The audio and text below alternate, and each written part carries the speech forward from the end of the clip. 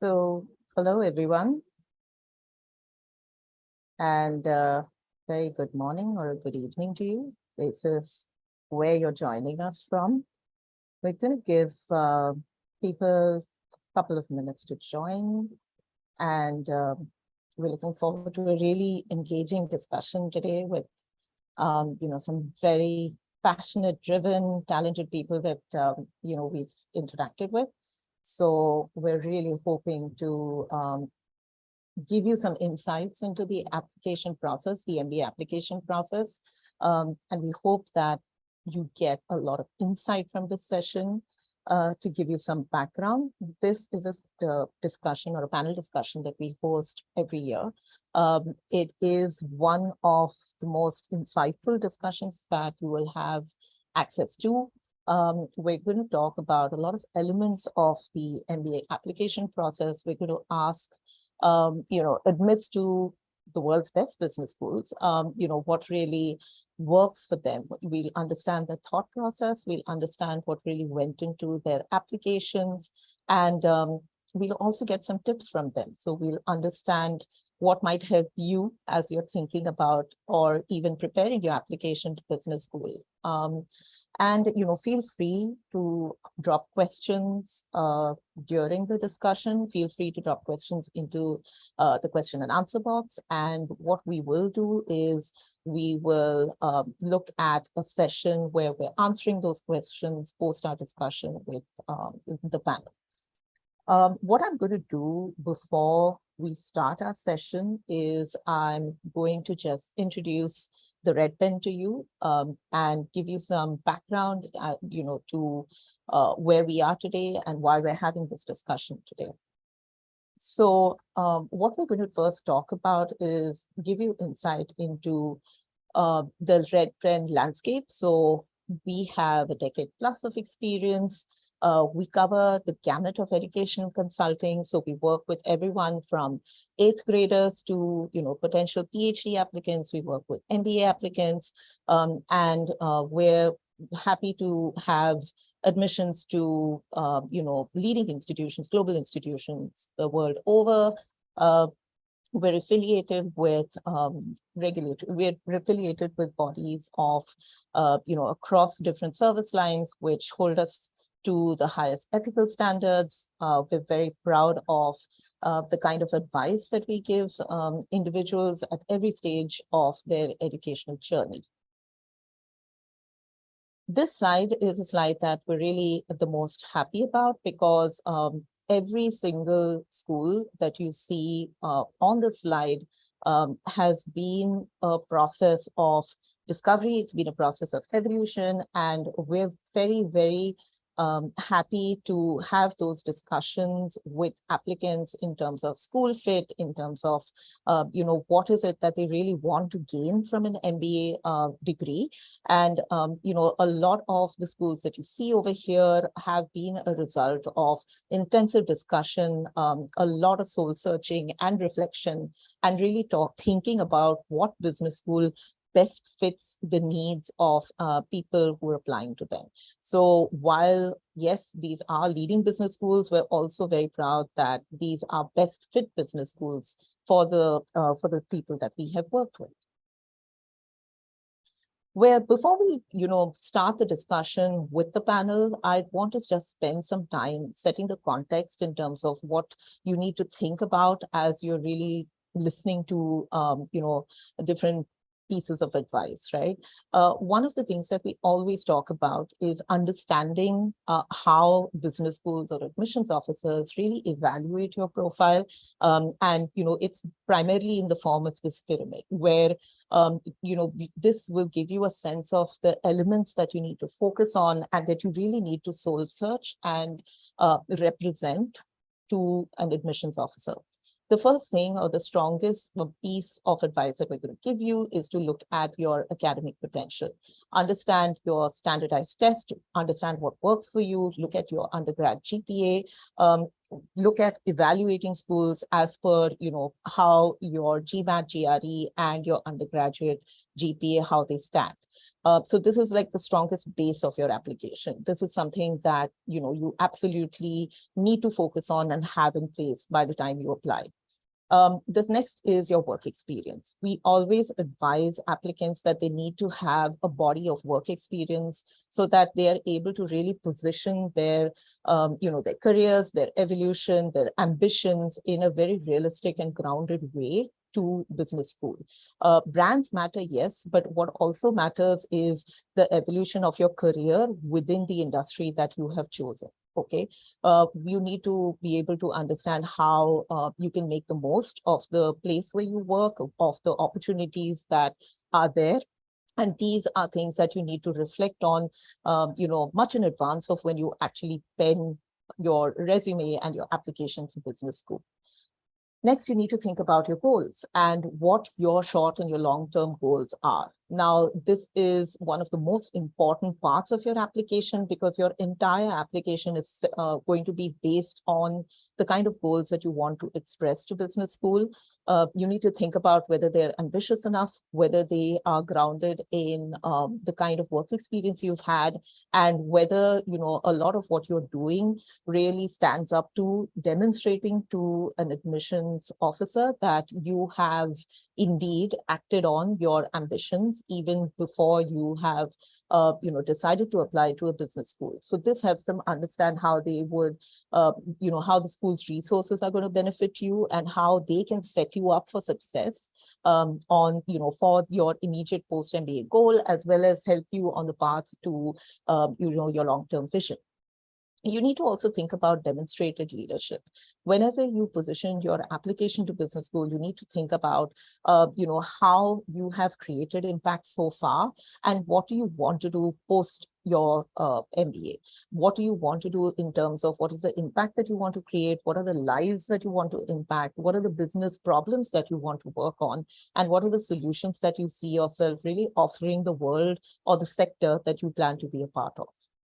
You need to also then think about extracurricular activities. What defines you should not only be your professional life or your career, but you need to also demonstrate to the school that you are someone who is a meaningful part of various communities. So whether that community is, of course, your workplace and your colleagues, but it's also what you do outside of work, whether it is impacting a single individual, whether it's impacting our communities in terms of work that you do with them, but you need to really demonstrate to them who you are as a well-rounded person. The last is, of course, the fit. When you look at MBA programs, you need to really understand not only the academic resources that are going to benefit you, but you also need to think about whether elements or whether the school's ethos resonates with your own value system, and whether what the school offers you as a larger community is a community that you really want to be a part of, that you see yourself contributing to meaningfully.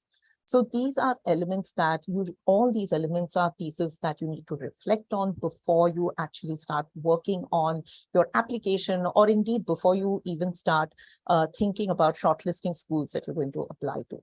We always encourage people to take a screenshot of this particular slide or to revisit it at different points in their application process, because it will help you to ground your MBA application and your thought process at various points during the year.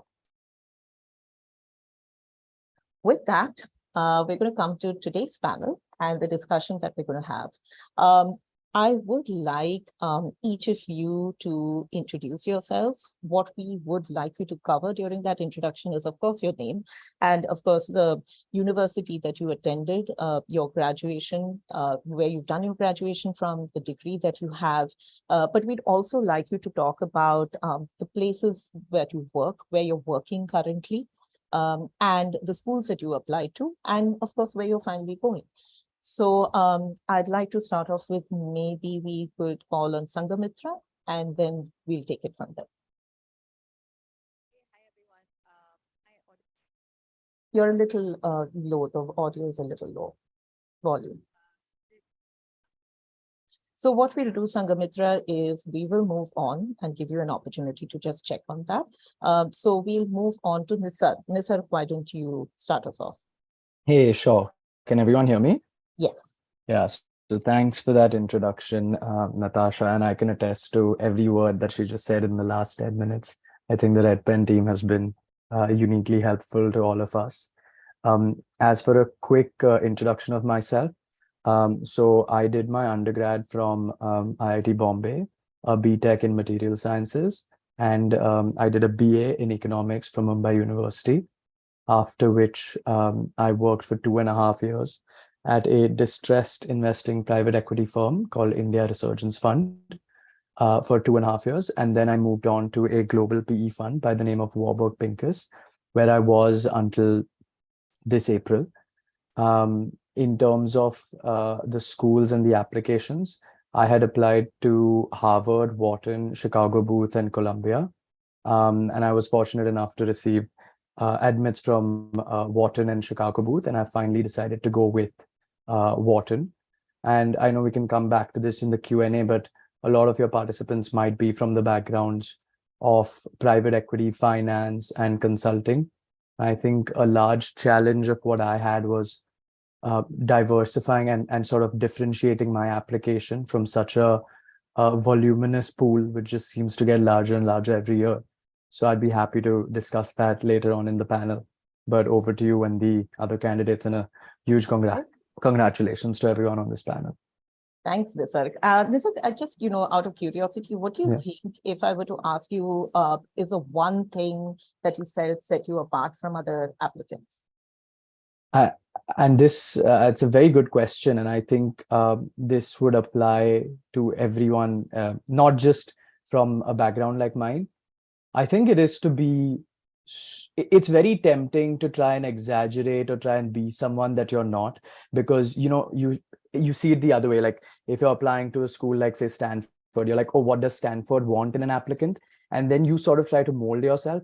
I would say, while that's very tempting, the best piece of advice I received was to be the opposite. It was to uniquely be true to yourself. In every single line that you write in your essay, you should reflect back and see, can any one of my peers write this line down? Right? It should be very true to me. It should speak to who I am as a person. It doesn't have to be just about my job. It can be beyond a lot of things. So I would say, don't try to fit into some imaginary mold that you think the schools are looking for. The schools receive 10,000 applications every year. And I think the AdCom can see this sort of, I guess, fakery or, whatever, exaggeration from a mile away. So don't get tempted by that just because you feel like you have 10 others from your office applying with the same background. Just spend a little more time, dig a little deeper, and ask yourself who you are as a person, what your values are, and whether, what you're conveying in the essay, would it apply? Put yourself in the shoes of your colleague and say, can my colleague write this line down? If yes, then you're not introspecting enough. Then you're leaving a lot on the table by not being unique and introspecting and bringing out your personality. Yeah, I think that's great advice, and so we're going to talk about this further during the discussion. So thank you. I'm going to move on to Malvika. Can you introduce yourself? Hi, everybody. Thank you so much to the TRP team for having me here today and for guiding me throughout my MBA applications journey. So to start with, academically, I'm a software engineer. I did my engineering from Pune University, after which it was a natural progression to enter into the world of IT. There, I did it for almost 1.5 years, but then I realized that I had a higher purpose, a bigger calling, because of which I entered into the field of entrepreneurship, and specifically in the field of social impact, because I believe that I wanted to give back to the society something which probably a lot of people could not get. And I started my work with helping farmers. I help them connect to the urban consumers through my agrotech platform. The company's name is The Organic Carbon, where I'm currently the co-founder and the co-CEO. At the same time, I was blessed to be funded by Shark Tank India investors as well as other angel investors. And I believe that this helped me in portraying my journey forward, because I was not just highlighting my achievements, but at the same time showing my failures, the vulnerabilities that I had during my entrepreneurship journey. And so in my MBA journey, in my MBA application journey, I applied to Oxford, Cambridge, and London Business School. I was happy to be receive an invite and in fact admit as well as scholarship from all the three.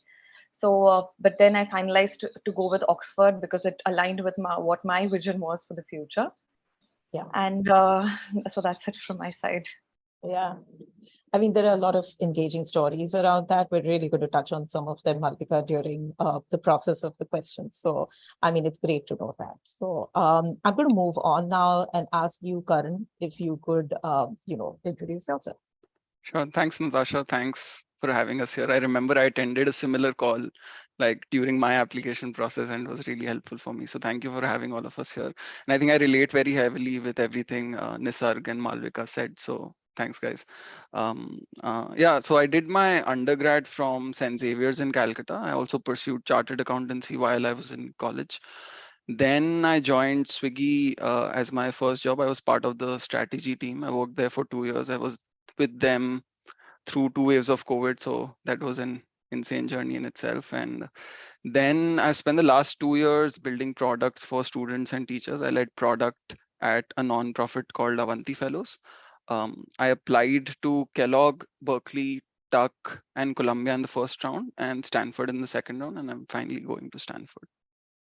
Okay, thank you for that. Karan, what do you think helped you Sure. stand out in the application? I think I inherently have a very atypical profile. I'm a finance grad who's been spending time in tech.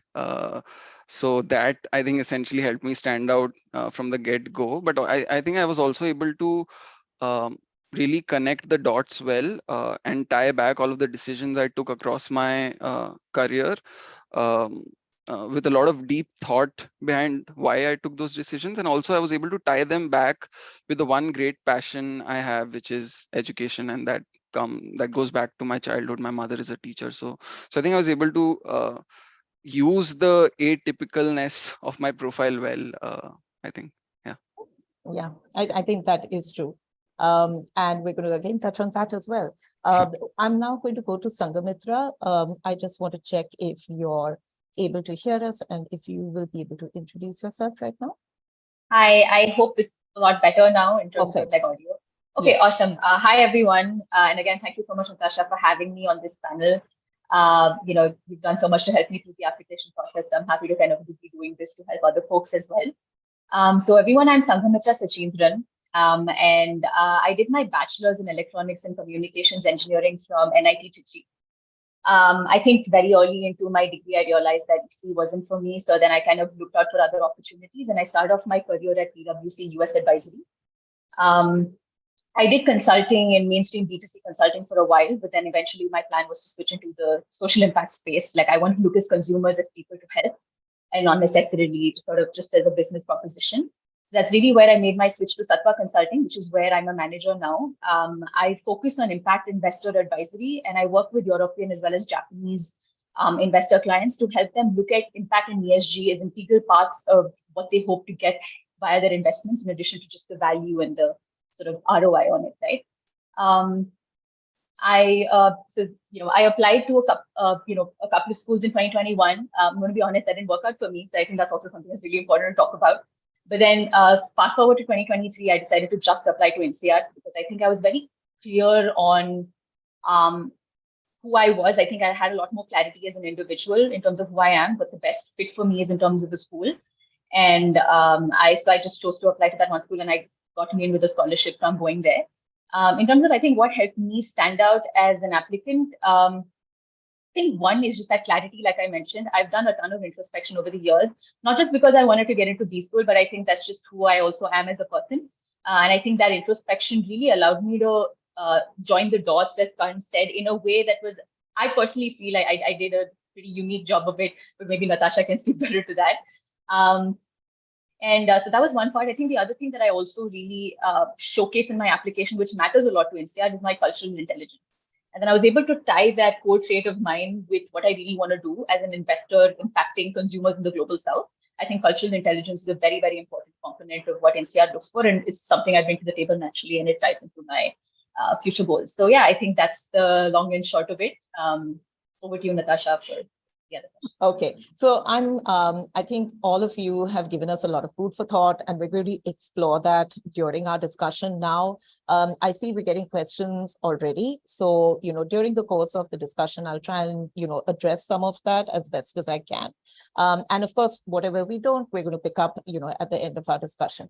So I think I'm going to kick off with perhaps the most important question, and we've had a good segue into that with, all of you introducing yourselves and talking about the uniqueness of your profile.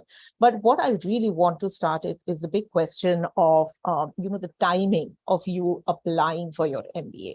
Why did you feel that this was the right time for each of you, to apply? And I'm going to first put this out to all of you because I really want to get your initial thoughts before we talk about this further.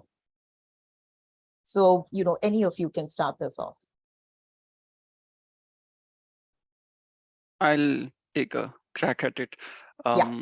I think after 4-5 years of like solid work experience, I think I was just able to really realize what I am good at, what I'm value, and what is it that I want to do in the long term. So like sort of the intersection of all of that. And that helped me realize why I want to do an MBA, which was to one, really build a lot on my personal development skills, because I think I didn't have a really great university experience because I was mostly busy studying for my CA exams.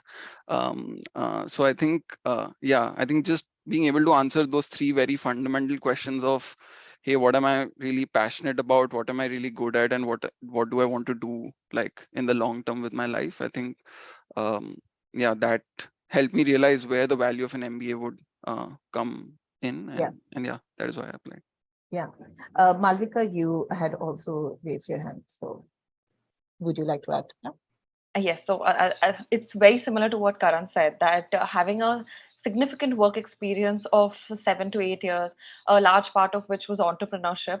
And in my case, because I did not have a typical formal business degree or a business education, everything that I did was through the learnings and the mistakes and the experiences that I got. And even though I could broaden my perspectives by talking to people, talking to mentors, and taking their guidance, but a time came where I felt that I needed to broaden my horizons more, explore something which was beyond what I am currently in, the people that I was amongst. And that's why I thought that this would be a right time to shape myself, to upskill myself. So I think this was a point in my career where I individually felt that now is the perfect time to go for an MBA. Okay, that's great. Nisal Sangamitra, which of you would like to go first? Maybe Nisar, you go first. Okay, sure, I can go as Go well. ahead, go Okay, ahead. Okay, all right. I think I've roughly spent the same amount of time in my career as Karan. So I kind of resonate with some of what he said, which is I've been working for about a little over 5 years now. And I think I've always been looking to create an impact in some way or the other. And I think I realized that it was via investments that I felt I would be able to create sort of a more sustainable and widespread impact as a point of influence in the entire ecosystem. Investors really kind of they're in the position to really push their portfolio companies to do something impactful by way of the position they hold in that relationship. So I think for me, when I came to that realization, I actually, within my firm as well, I helped start our most recent business unit that focuses on impact investor advisory. I think I reached a point of maturity where I'd been networking with a lot of clients. I'd worked with them on these problem statements, and then I felt very ready to now make that shift. And that's really what sort of drove me to then apply to school, because I felt I was at the right point where I kind of understand the industry. I know how it functions to a certain extent, and I'm really looking to build that business intuition so that I can become an investor myself. So I think to round off my experiences, I wanted this next in my journey, and then that's really sort of what. Okay, great. Yeah, I'll just add. So I'm fortunate, but I've worked in a very structured environment.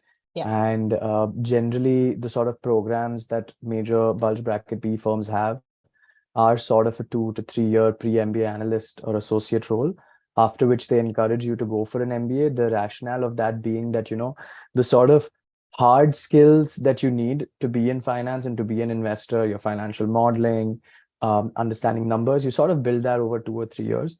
What you don't really get and what sort of puts you in the level of a VP or a principal are some of the softer skills, right? Where you're the face of the firm, where you're negotiating with other parties, where you're dealing with, like Sangamitra mentioned, portfolio companies on a day-to-day basis.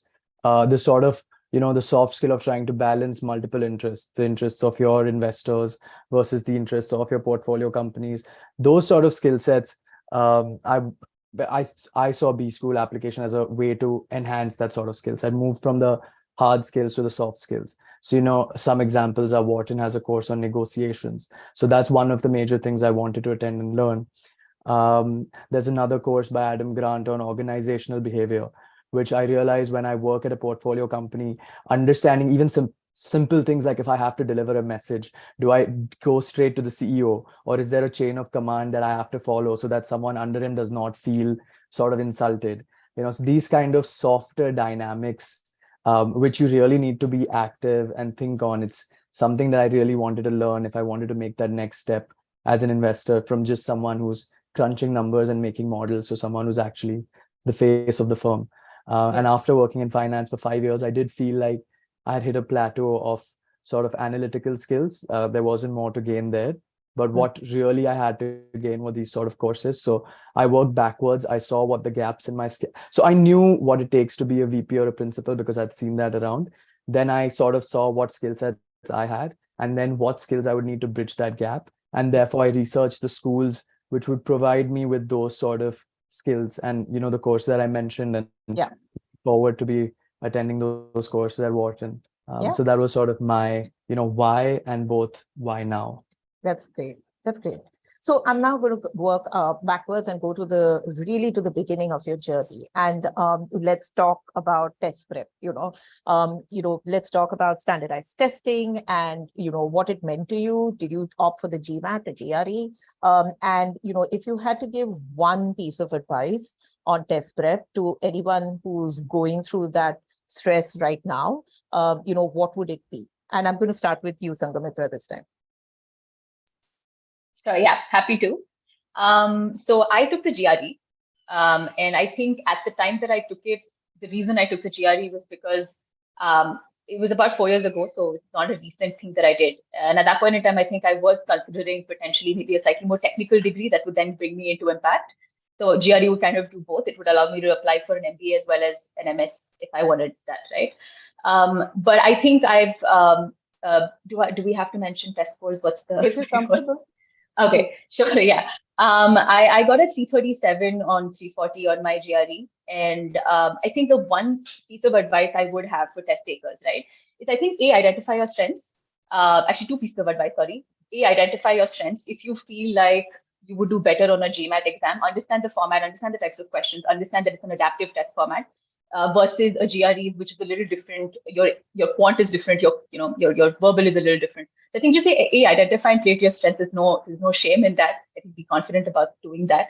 And the second part is for me, what I did is I just really sort of took one prep material and I just sat with that for like a couple of months. So I know that some of my friends took tests from like a bunch of places, like 5 different textbooks and 5 different providers. I feel that kind of detracts from the momentum you can build for the test. So I just really kind of stuck with one practice material, and I did that for about 3 months, and it turned out to be good for me. And I take a lot of practice there. Yeah. Okay, Malvika, would you like to go next? So in my case, a game changer for me was making an error log. And I would refer to that error log every single day. Sometimes it would take me hours to just go through the error log because of the number of mock tests that I had given. But I think that every time understanding that a particular question or a type of question, the kind of approach that I had and the correct approach to be taken, because that is how I build my mental model slowly over a period of time. And because I was away from formal education for a period of 7 to 8 years and then going back, and I started the journey pretty late. I started studying for GMAT at somewhere around mid July, I believe, and the first round applications was somewhere around September. But it took me a little bit longer. I gave the exam in October, but I believe that the 3-4 months that I did, And between the difference between my first GMAT and my second GMAT attempt, the difference was only and only a error log that I made, and I've stuck to that error log no matter what. And how much did you finally, what was the score you submitted finally? So I submitted a score of 690, which is actually an average score for Indians applying to these the colleges that I did too. Yeah.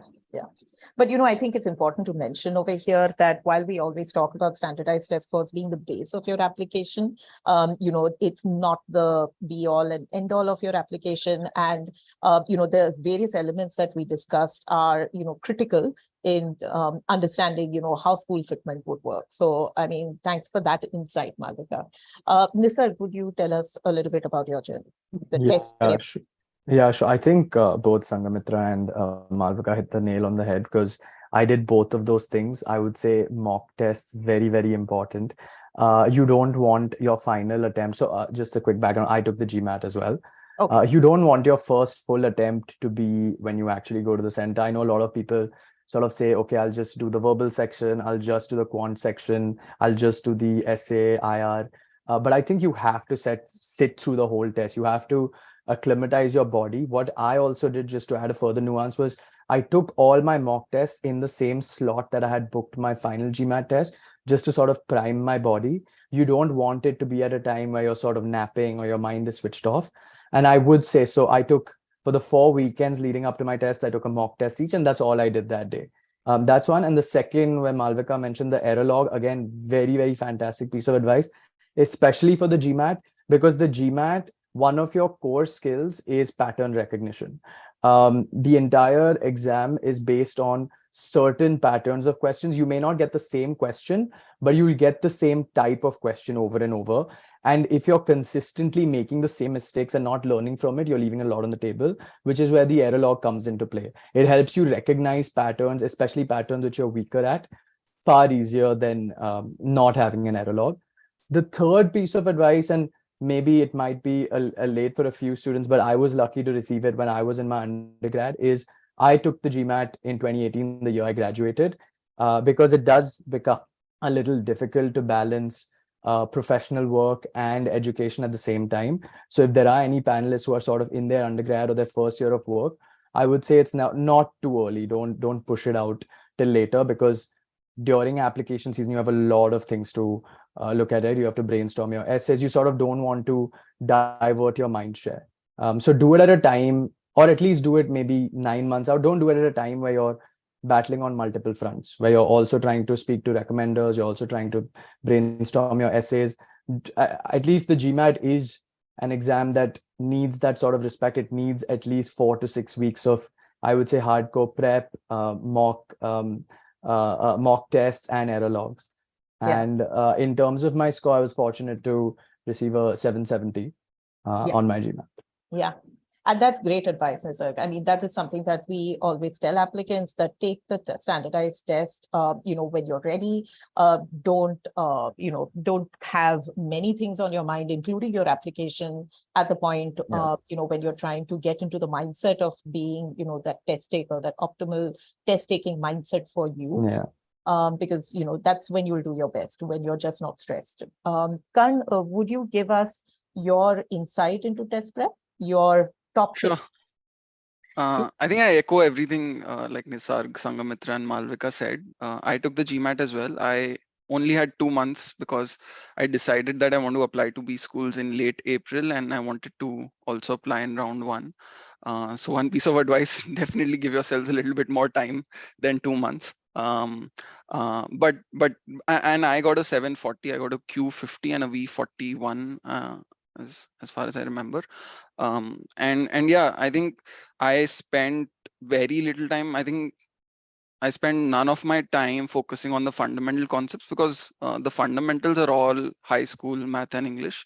I spent most of my time just practicing questions and mock tests. And like everyone else said, I think having a mistake focused approach and constantly practicing questions at the edge of your ability, and then constantly fixing your mistakes, I think that is the best way to get better at taking this test. Yeah. And I think you all have shared Very valuable advice, because that's also something that we speak to potential applicants about, that it's not about, you cannot assign all your self-worth to that test score, but it's important to understand and identify mistakes, understand them, and just work on rectifying them, rather than getting stressed about an overall score. So I mean, thank you, all of you, for that advice. I'm sure it's going to benefit, everyone who's listening in today. I now want to talk about, school selection. And, all of you have applied to very, very diverse schools, even, whether you've applied to a single school or multiple.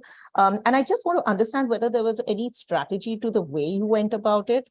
How did you know, like, this is the school, like, this is where I want to apply from all the options available? Here are, the few schools that I think really resonate with who I am. And I think we would really benefit from understanding that strategy. So this time I'm going to go with Karan first. I think a lot of it was gut and how I felt when I spoke to the students from that school. I'll be really honest. I think Stanford, I would have applied even if I wouldn't have got a good feeling after talking to the students, because that was just like a childhood dream that I've always had. So even in my first call, I remember I spoke to Natasha about applying to Stanford, and because and also because all of my goals tie in with the kind of environment Stanford and Berkeley and Kellogg sort of have. I wanted to go somewhere where there was a lot of focus on tech, and a lot of the job opportunities that came out of the MBA were in the tech sector.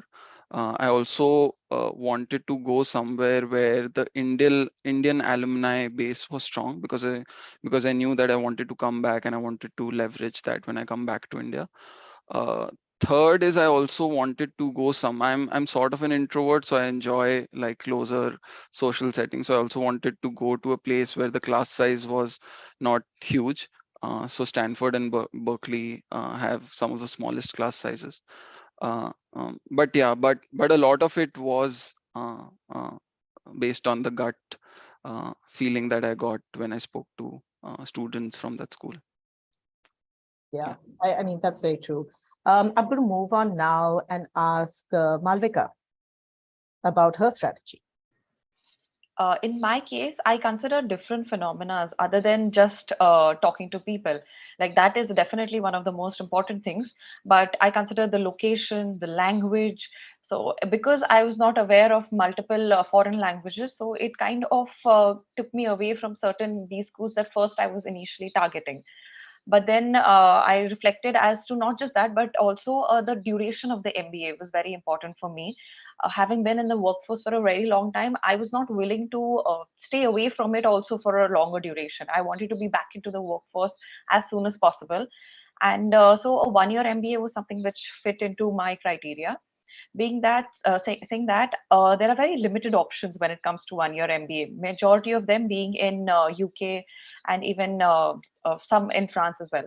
But then I started seeing what are the values that the B school shares and I share at the same time. Something which is more social impact oriented, and giving me a lot more options when it comes even to clubs, because it's not just the education that you get from the classrooms, but also the clubs. And the Social Impact Club of Oxford, as well as of LBS, was something that I resonated a lot with. And these were some prime characteristics that attracted me mostly to apply to such schools. Okay, all right. Nisar? Yeah, sure. I think, yeah, the first thing what Karan mentioned is, speaking to people. See, basically what you're trying to establish from that is each business school has a particular ethos, which can be summarized in like one sentence, which you're trying to get at. You're trying to understand what that school stands for. What a Stanford stands for is very different from what a Harvard may stand for, is very different from what a Wharton or a Chicago Booth stands for. So in my personal experience, right, by speaking to people who are at Chicago Booth, who are at Wharton, I realized that these are very data-driven analytical schools, right? You're trying to answer questions by justifying them through large volumes of data. I think that is something that speaks to me, that spoke to my being as a person, which then helped me translate into the essay, because I knew that, this is sort of what the school stands for. This is what I'm looking to get at. So I would say speak to alumni, speak to professors if you can, speak to current students, understand what the school stands for, because that is essentially also in a way what school is looking for. And then be true to yourself. Don't try to fit into a mold that doesn't work for you. Choose the particular school that has that same ethos. Another thing I did was, like I touched upon earlier, was I researched all the various courses at different schools, which will again help you. And the way I saw it was from a skill set kind of building. So if you see the schools that I also applied to, like a CBS, a Wharton, a Chicago Booth, I knew I wanted to get back into finance. So I wanted schools which have, the best finance professors, the best placements in finance. So all of that sort of helped drive my decision, Okay. if that makes sense. Yeah. Yes. Thank you very much for that insight, Mr. Now, Sangamitra, you applied to one school. So I think you were very focused on what was the one for you. So can you just give us an insight into that? Yeah, I think it had a lot to do with, I feel like INSEAD was a school that I'd been exposed to from a cultural lens long before I even started to speak to alumni from INSEAD, because the co-founder and CEO of the firm that I work at, Satva Consulting, he's an INSEAD alum himself. Okay. And he's somebody that I've worked with closely, and I've seen his style of leadership. And it's one of the most flat, non-hierarchical, open and empathetic styles of leadership that I've seen. And I've worked at two places, one at a Big Four, and then also now at like a homegrown Indian, and now sort of spreading internationally type of firm. So I think for me, seeing that in my own life and watching him live that culture, it also taught me that INSEAD was probably a school that allowed him to nurture that side of him as a leader and didn't really kind of stifle that and kind of replace it with something that's a little more, I'm not sure what the right term for that would be, but whatever, like, there's different styles of leadership. So for me, I think that one influence in my life has played an important role in me sort of gravitating towards that school very intuitively. But I think there are a couple of other factors as well, which is, I was not raised in India. Even through my work at PwC, I travel quite a bit. I've always been, at any point in time, I would say, interacting with people from, say, 5 to 6 different cultures. And I feel like I fit in really well in environments like that, where, there is no one culture that is in the majority. I feel it creates a sense of just innate equality, even if you're not trying to force it, because there's no one segment in the majority, and has sort of the balance of power is really equal in that sense. So I think, all of these are very qualitative reasons. They're not so much data backed and all of that, but this was, I think, one of the very important things that I looked at when I felt sort of drawn to INSEAD in terms of fit. The other two things that matter to me, like Malvika said, is that location and the duration of the course. Though I've just been working a little upwards of 5 years, I felt that I didn't want to spend too much time out of the workforce. I wanted to get back and become an impact investor ASAP. And Europe is also one of the geographies that is furthest ahead in terms of impact investing, ESG, in terms of regulations, just the number of investors that are actually seriously taking that up. So yeah, for me, location, duration of course, and I think just ultimately the style of leadership that's honed at that school, and diversity were sort of my factors. Yeah, all excellent reasons. And I know how into the culture you were when, we worked on, answering those questions, right? So that's great. Yeah. I'm now going to come to a very critical part, which I think everyone wants to know about, which is, developing your narrative through your essays, and all of you have attempted, we're from very different backgrounds, and, you have very different motivations. So I'd like to really focus on how you went about developing your essays. And I think the first thing I'm going to talk about is, just the authenticity and what it means to be authentic in your essays. The one message that every business adcom will always put out is that what they're really looking for is, just understanding your truth. Just understanding what is it that you want to put across to them, right? And I think we've touched on some of these elements earlier when we Malvika spoke about failure, and Nisar, you spoke about authenticity in terms of representing yourself and what matters to you. But I really want to understand, how did you approach authenticity in your essays, in your application essays? And here I'd like to start with Malvika first. So for authenticity, I genuinely, it was a moment of self-reflection.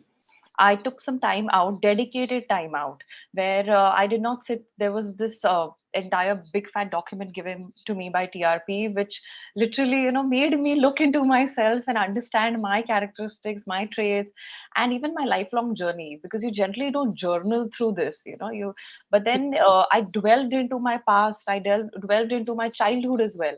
And a little did I realize that this will have an impact on why I'm doing MBA or what my journey has been all this while. So then when I realized that I'm not just an entrepreneur or just not an engineer, I am an actor too. I have been acting, I've been a part of the drama circle for so long, but I never really thought that it would impact my MBA journey in any way. But these were certain small little things that the TRP team, in fact, helped me to understand that this is valuable. This is what differentiates you from the rest. And this is what you need to put it on the paper. So I think self-reflection is the number one.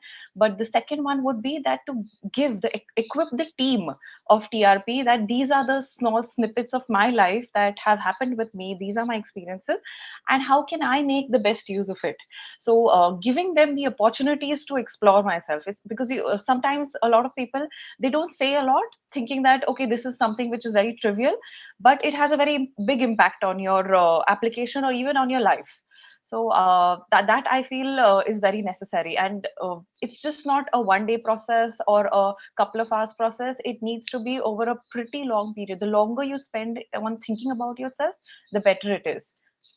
Yeah, and I think that's great insight, Malvika, because the document that you're referring to is something that we give out to to clients when they start working with us, and I feel that self-reflection is really an important part of the narrative that you're going to put together for business school, and just understanding patterns and linkages between important milestones in your life. It really helps us have a much better discussion with you in terms of how we'd like you to maybe think on things that you've never thought about in years. So that's great insight. Sangamitra, I think you were nodding along. So do you want to talk about how you developed authenticity for your essay narratives? Yeah. So I think Malvika, thanks for touching upon that document, because that document is one of the most insightful, and I think it's insane. Like, what you guys have done with that document.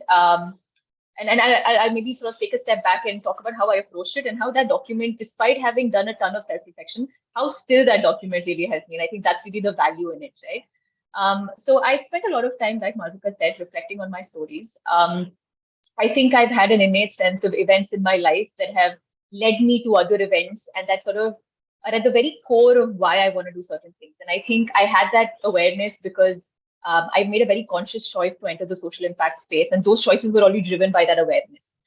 And I think I was very unabashed in talking about stories that I felt were important to me. I told myself that, ultimately, I want a school to accept me if they resonate with my story. And I think sometimes you should be confident enough to say that, which is, I want the school to accept me if they really want me. And if they don't really want me, you know what, I'm okay with not getting that admit. And I think that's a strong stance when you take within yourself. I feel it gives you a lot more confidence and just spontaneity in the entire process, which sometimes can be lacking because it's so stressful and you really want to get into school.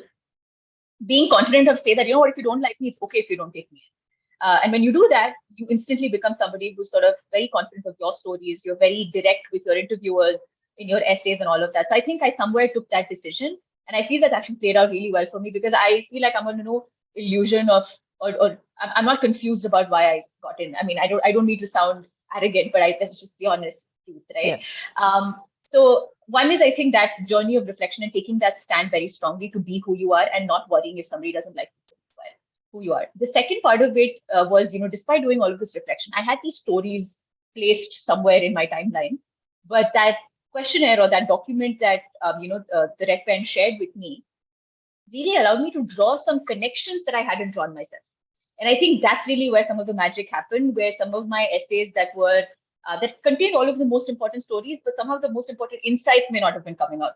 I think that's really where I feel that document really makes a difference, and it can be a game changer. And I would, that's something that I personally feel was the most interesting part of my journey with the Red Pen, and also I think reflected very well on my application at the end of Yeah, yeah. And I think there was a lot of material for you to then put across INSEAD's six, very extensive essays. So I think that's like a great strategy when you have so many essays and so many facets of, your journey to cover in in your application. So, Nisar, what about you? Sure. Yeah, I think what a lot of people try to do, and what I was guilty of in the beginning, is try to position themselves as sort of the finished product, right? Try to put their best foot forward in all sort of aspects. But I found that approach to be a little paradoxical, because if you have everything figured out, you don't really need an MBA, right? I think what Malvika touched on was fantastic. It's sort of working backwards in a sort of way that you embrace your vulnerabilities. I don't think there's any moment where any person is more authentic than when they are true to themselves about their shortcomings. So taking the time out to, and not in a sort of critical way, in just to sort of, detach yourself, view yourself from a third person view, and be very, just in a way, be very rational and clinical about it. Just see that, if I were someone who was observing, and speak to your friends, speak to people who you trust, and just understand, who do you see Nisarg, who do you see Malvika Akka and Sangamitra, anyone as a person, what are his positives, what are his negatives, and then focus on those vulnerabilities and find out which sort of vulnerabilities you're sort of fine with, because there are a lot of vulnerabilities that make us ourselves, right? I don't want to, in a way, some of them I embrace, but some of them I wish to improve upon.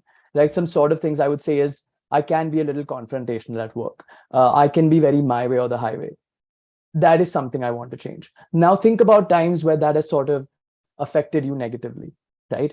And that can now become a part of your story. Say that, had I done this better, I could have done this. And how will sort of, being at this school, being in this environment, being with these people, help me change that and be the person I want to become. So I think that genuinely helped me. I instead of starting with your strengths first, start with your weaknesses first. That way you can be more authentic. Don't try to be the finished article, especially if you're sort of exaggerating, because they can smell that from a mile away. B schools genuinely like people who are self-aware. I think self-awareness is a very, very key trait. And yeah, just I guess, yeah, that would be my advice. Yeah, and that's true, Nisarg. I think one of the things that I'd want to mention is that it's human nature that we focus on some aspects of our life more than others, and those get repeated through personal life and they get repeated through professional life when we talk about ourselves. And what we really need you to do when you are applying to MBA school is to just step back and really think about going beyond stories that are you generally accept about yourself. And just don't be scared to be vulnerable, because it's only when you put down everything that you feel about yourself, about milestones in your life, that it's possible to really for you to see certain key motivations. So that's great advice. Karan, would you like to talk about how you approached it? Because you also had a tremendous range of schools that you applied to. So why don't you talk about authenticity in essays? Sure.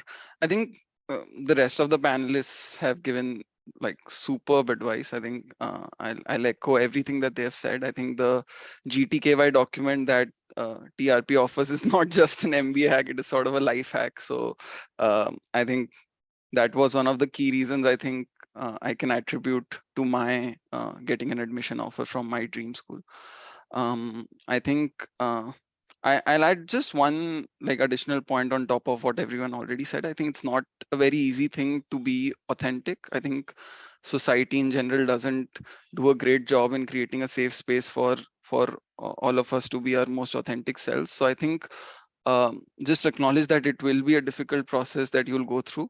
Um, also try and find yourself a great partner you are working with, someone who can create that safe space for you, where you're able to showcase your vulnerabilities and be honest with yourself, and like be brutally honest and like deeply introspect.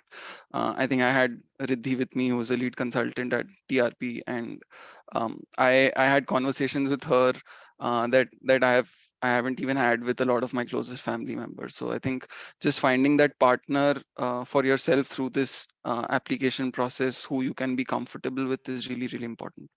Um, Yeah. yeah, I think. Yeah, and that's, that's thank you for that, Karan.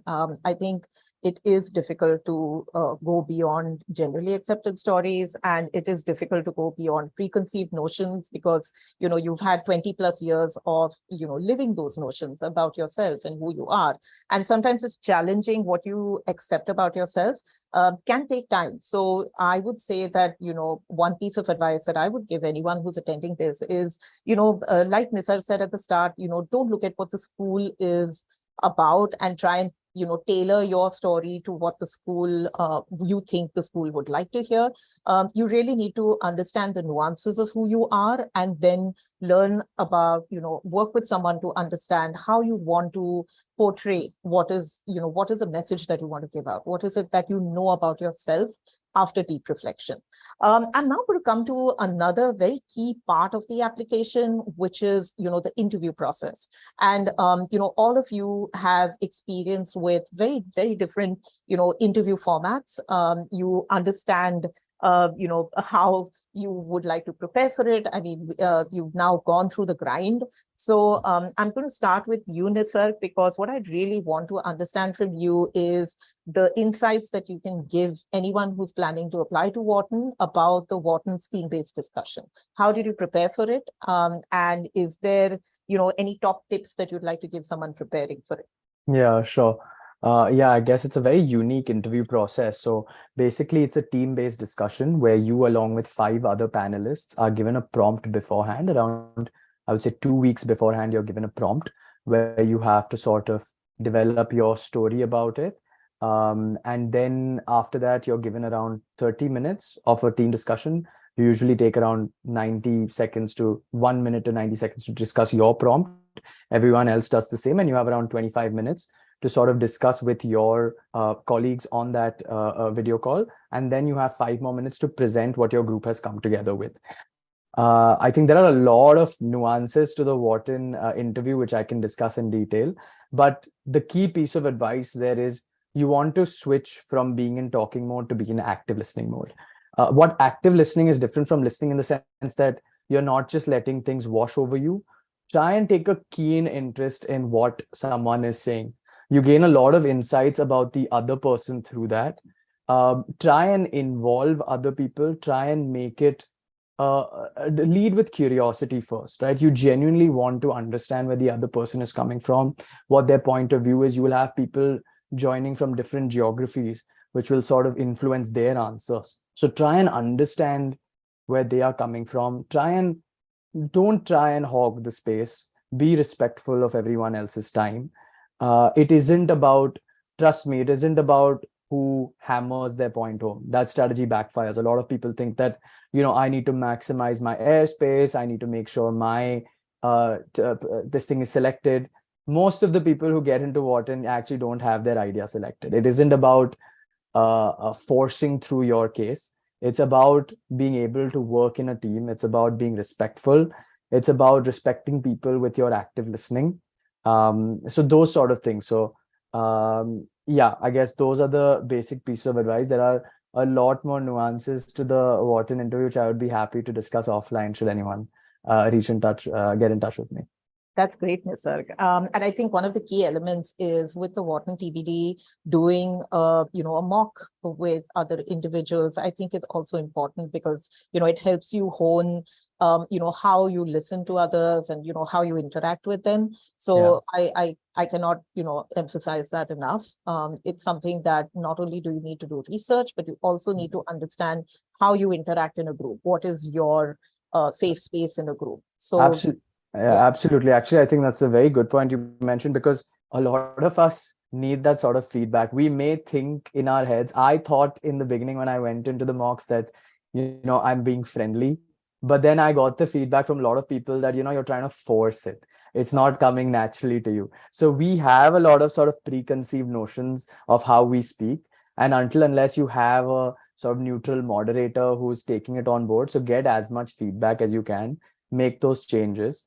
And yeah, do with everything in this process, right? Even with the essays, with the tests, do mocks, go through iterations. You're not going to reach the finished article immediately.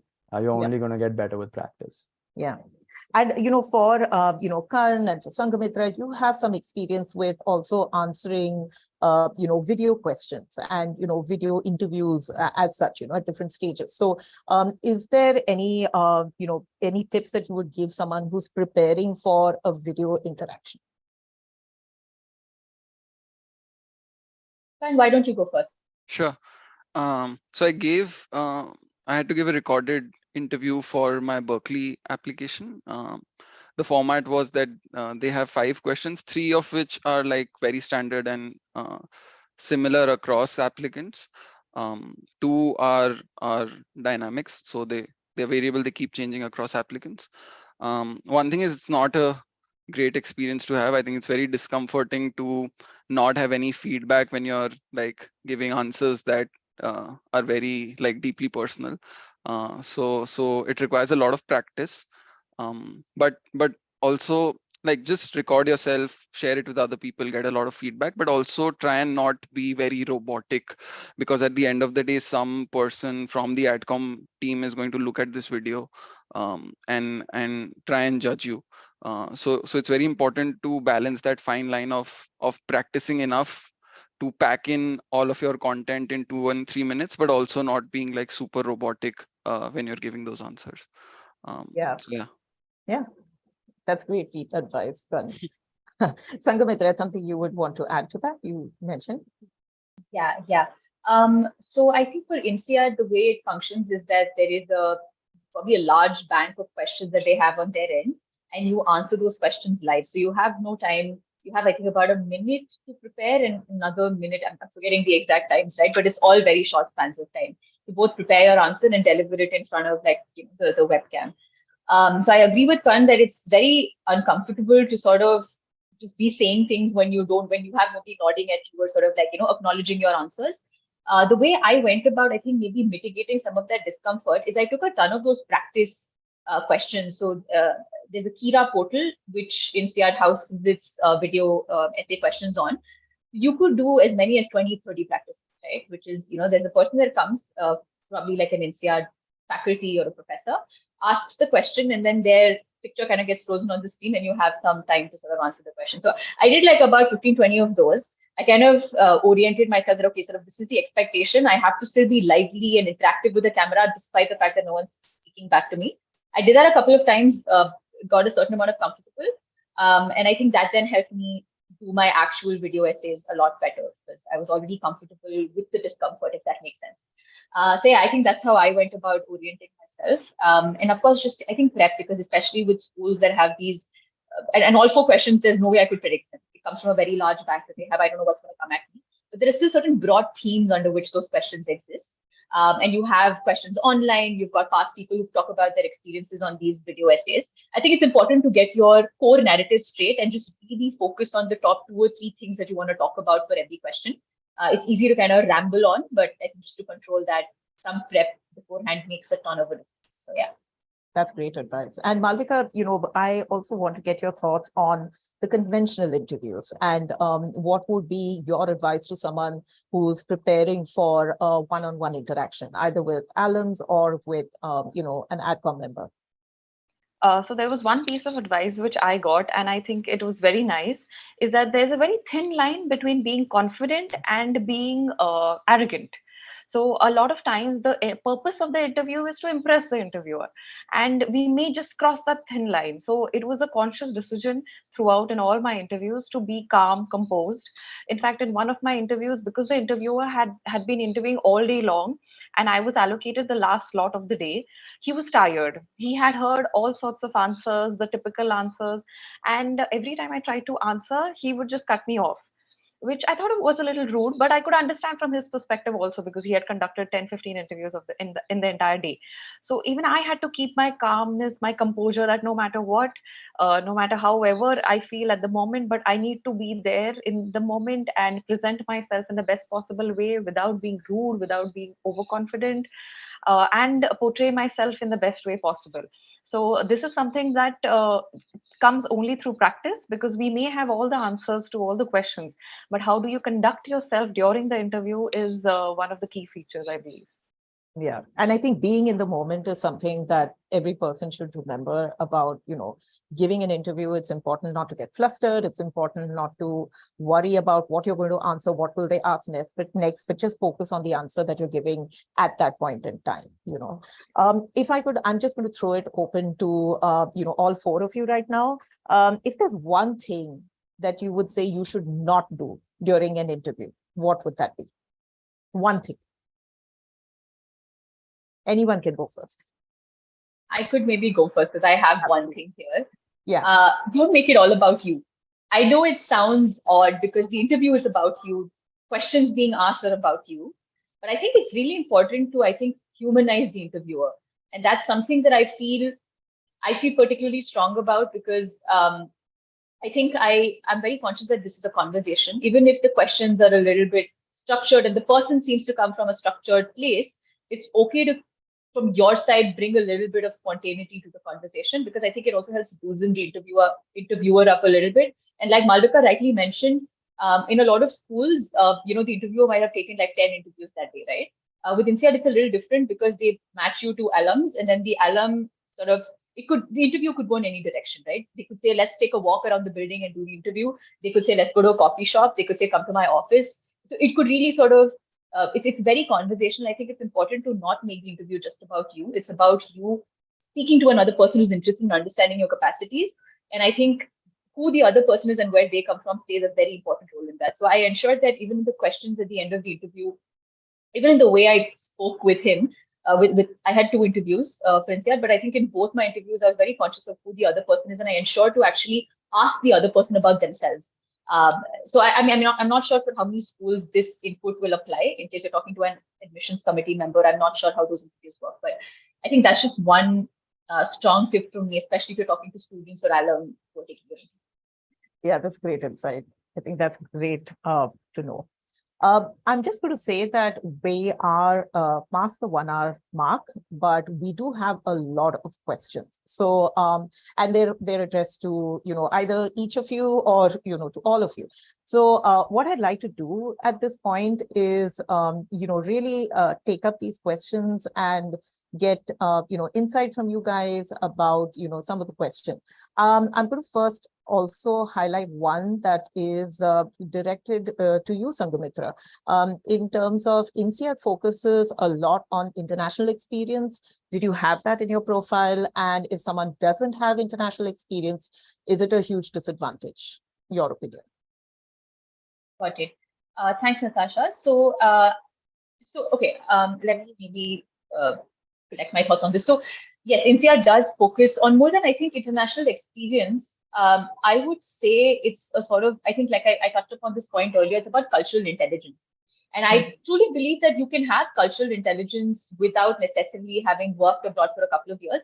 Though, yes, having worked abroad for a couple of years or having worked in multiple countries definitely showcases that you've managed to adapt and actually thrive in another culture, which is maybe tangible proof of your cultural intelligence.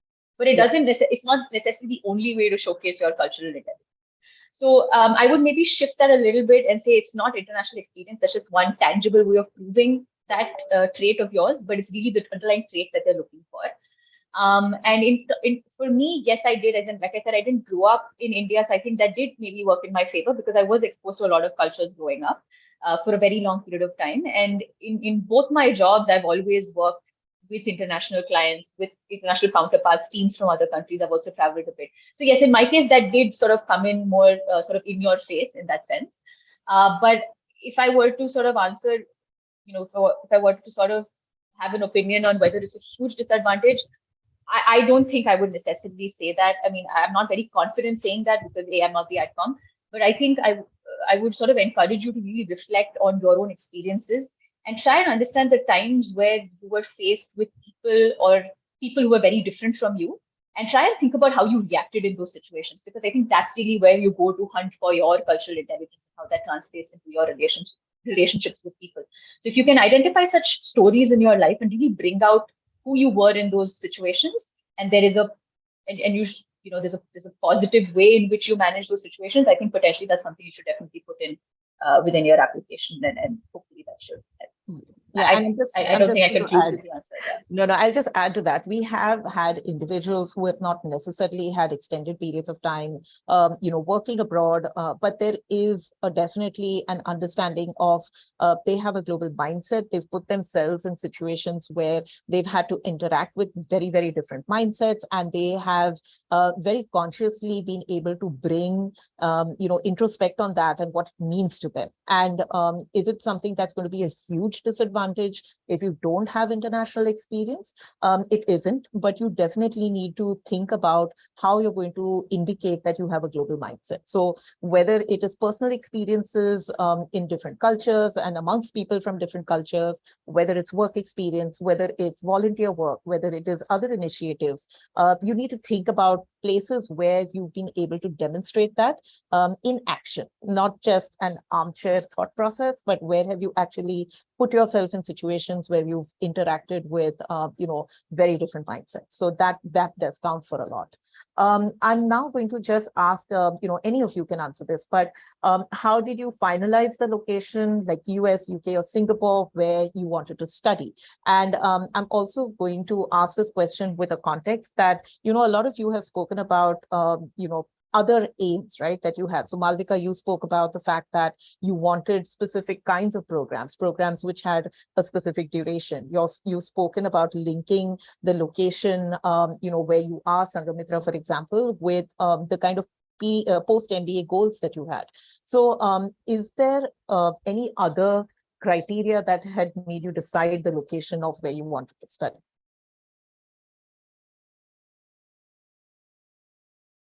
I mean, from my understanding of your profiles, it seems to be more in terms of the program rather than a specific location. But if there's any other thought, please, let me know. So maybe I can just take it. My answer is Yeah. pretty straightforward. I wanted to stay in finance, and for that, New York and the East Coast made the most sense for me. So if you see the schools that I applied to, they're mainly East Coast schools. So it wasn't much of a so I sort of knew where I saw myself post MBA and sort of made the decision basis that. Yeah, and I think that's a very good answer, Nisar, because it just speaks to what we've been saying throughout, that you need to articulate what you want to do post MBA, and you need to articulate, where do you see yourself best placed to achieve those goals, and then look at deciding on the program that you want to attend. My personal advice would be to, if you're considering a global program, research programs across different geographies, and really think about how they're going to link to what you want to do post the MBA, your personal or your professional goals of where you want to be when you take that decision.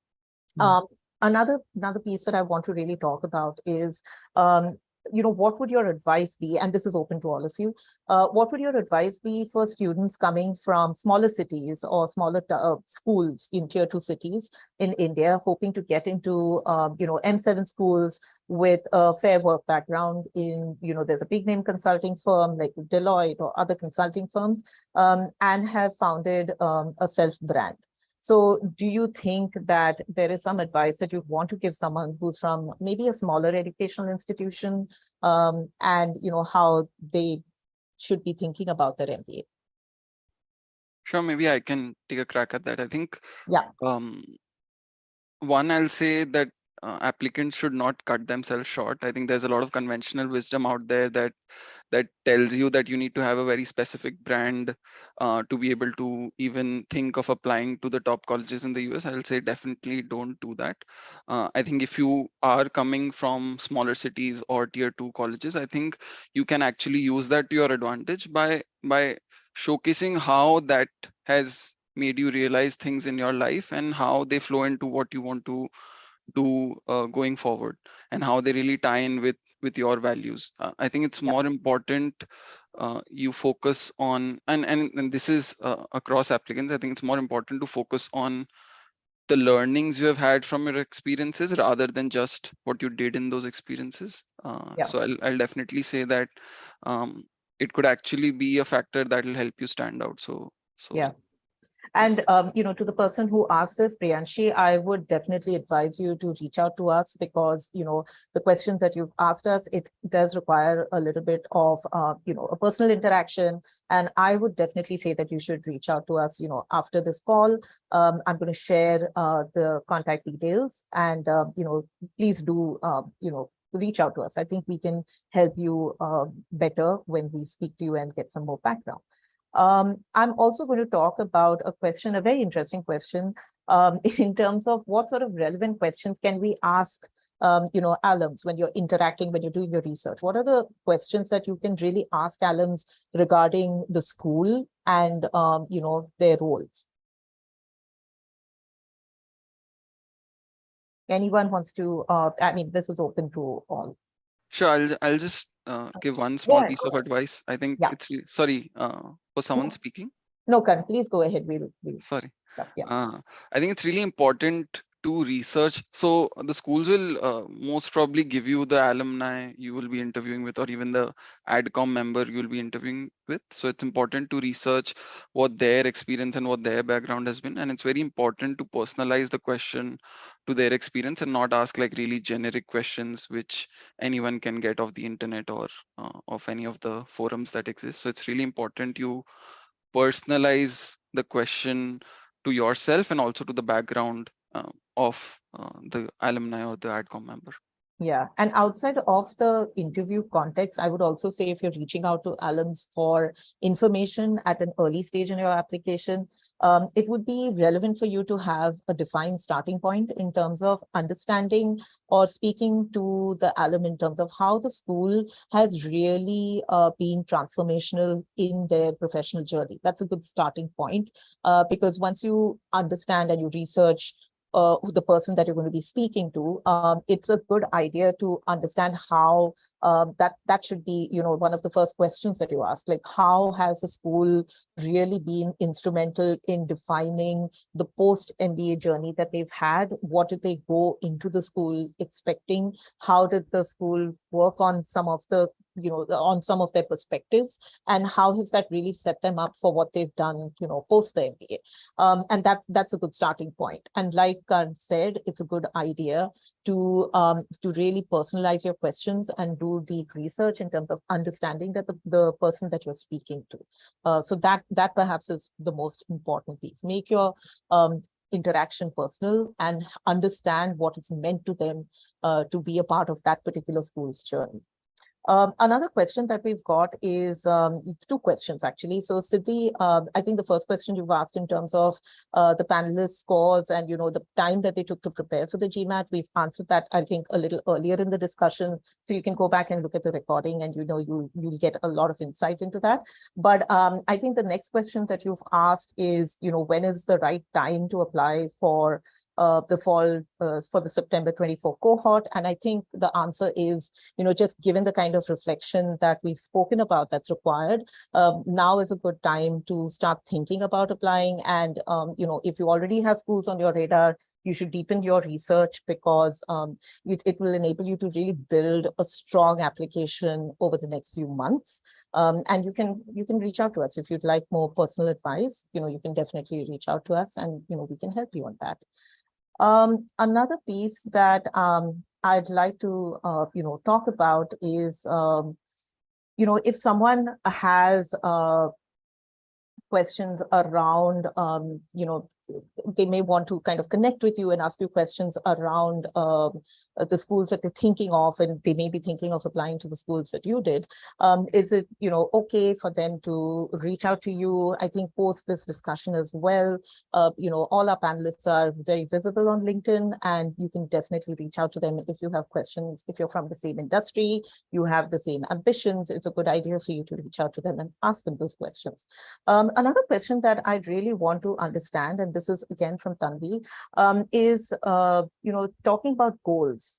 Goal setting is a very important part of the process that all of you went through.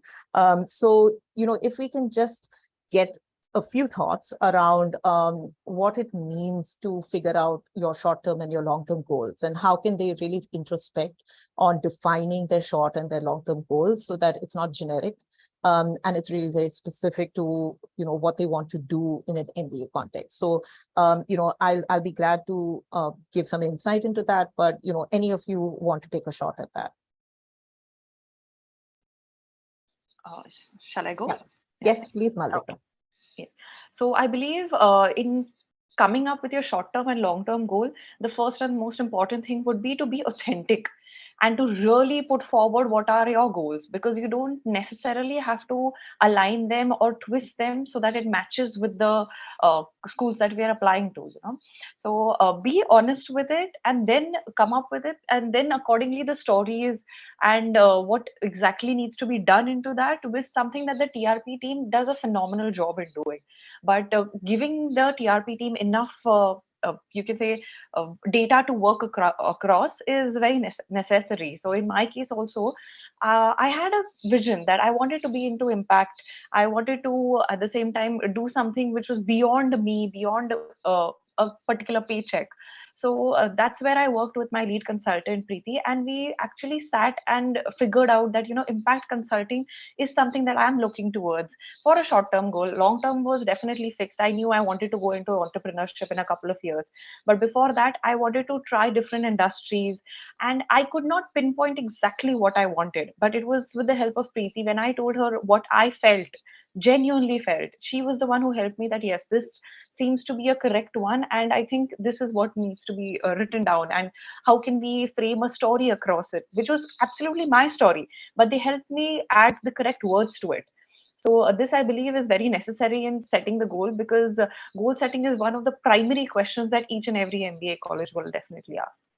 Yeah. And, another very relevant question is for all of you, anyone who would like to pick this up, is about, strategizing schools to apply to in round 1 versus round 2.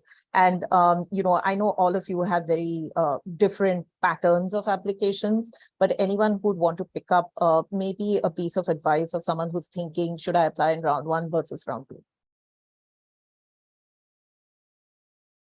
Karan, I think you would be best placed to do that, because Sure. I think you, you split your applications into round 1 and round 2. So, any Sure. thoughts?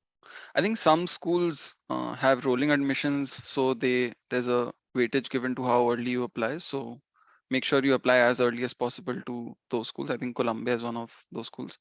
Not Or this year, oh, by the way. okay, yeah, We've changed. changed that. Uh, Yeah, but okay. Anything else? but apart from that, I think I applied to Stanford, which was the one school I really wanted to go to in round 2, because I knew that I had to go through the process of uh, the entire application with a few schools, so that I'm like really polished, and like all of my mistakes I know. I'll also have some data around, okay, what worked, what didn't work. So I think definitely if you have the time, definitely spread your schools across round 1 and round 2, and keep uh, your dream schools for round 2, so that you have been through the grind once before, and you have like data to fall back on how you could change your approach. Yeah, that would be my advice. Yeah, and I think that sums up a lot of the discussions we've had with different people on this panel at different points in time. So thank you for that, Karan. I'm going to also now, we're coming to the end of our discussion. So there's a question here that is extremely relevant, and I'd like to bring it up. For anyone else who I think there are a couple of very, very specific questions around individual profiles and, how could you customize, or how could you mold your MBA journey basis the kind of experience that you have? And some of the questions are from people who are from technical backgrounds, who are from smaller cities, and who have different years of work experience. I think those will be answered in a lot more detail, and we can really do those questions justice. After the call, if you, you can reach out to us. You can just look at scanning the QR code, which is on your screen, because I think these are questions that we're really equipped to answer one-on-one. So, please feel free to reach out to us after this call. Now, I think the question that I'm going to perhaps look at being like one of the last questions that I asked you guys is someone who said that they're planning to apply next year. they have a year to work on themselves, any advice that you can give in terms of what is it that they can really do to add weight to their profile and, work on themselves in this 1 year? So if, without really getting into too many specifics, is there anything that you feel that someone can do in the year before they apply to build their profile? Any advice? And I'm going to look at Nisarg and Malvika over here first. Was that Malvika or Sangamitra? I think Sangamitra No, it's had fine. something. No, Go ahead, Sangamitra, Yeah. please go ahead. Yeah. All right. No, I just had one point to mention, which is I think, so for me, what I did is when I sort of figured out that I wanted to go the impact investor side of things, while I'm in a consulting firm, what I did is I helped kind of start our impact investor advisory practice. So I think the takeaway is that if you're looking to move in a certain direction post MBA, try and get as much experience in that field pre-MBA. And even before your application. Like some people wait until the application is done and then they try to get an internship in that field. But I would really say try and showcase as much as possible that you know the industry you're talking about, so that the person reading your application is convinced of the fact that this person really understands what their post MBA goals are and are already operating in that space in some sense, right? So I think that was just one point I wanted to mention. But yeah, over to you, Nisarg, again. Yeah. Please. More than something you should do, I have advice for something you should not do. Don't do something just for the sake of thinking that it'll look good on an application.